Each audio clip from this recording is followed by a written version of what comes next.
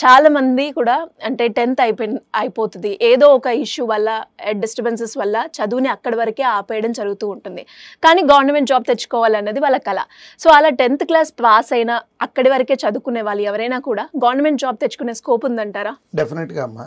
ఏ రకంగా సార్? అంటే వివిధ రంగాల్లో ఫస్ట్ బ్యాంకింగ్ సెక్టార్ తీసుకున్నాం అనుకో అమ్మా, 10th క్లాస్ క్వాలిఫికేషన్తో ఎగ్జామ్ రాయడానికి అవకాశం ఉంది. అందరూ లేదనుకుంటారు. అది ఆఫీస్ అటెండెంట్లు అంటే గ్రూప్ 4 ఉద్యోగాలమ్మా. సో ఆ 10th క్లాస్ క్వాలిఫికేషన్తో సరిపోతుంది. పర్సంటేజ్లు కానీ ఎంత ఎక్కువ ఉండాలి ఇట్లాంటిది ఏమి రెస్ట్రిక్షన్ కూడా ఉండదు.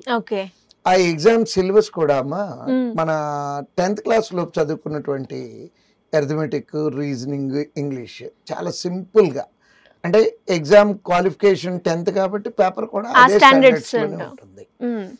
దాంతో అది బ్యాంకింగ్ సెక్టార్లో. నెక్స్ట్ స్టాఫ్ సెలక్షన్ కమిషన్ తీసుకున్నాం అనుకోండమ్మా.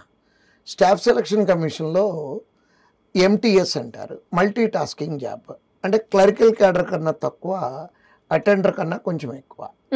మల్టీ టాస్కింగ్ అంటే ఈ మల్టీ టాస్కింగ్ ఉద్యోగం ఎస్ఎస్సిలో మనము ఎంటీఎస్గా సెలెక్ట్ అయితే దాంట్లో మనకి అసలు ఏ డిపార్ట్మెంట్లో వస్తాయి, income tax, customs, controller and auditor general, secretary, అంటే మనకి పార్లమెంట్లో ఉన్నటువంటి సపోర్టింగ్ స్టాఫ్, వీళ్ళందరూ కూడా ఎంటీఎస్ లేనమ్మా. వాళ్ళందరి క్వాలిఫికేషన్ కూడా 10th క్లాసే.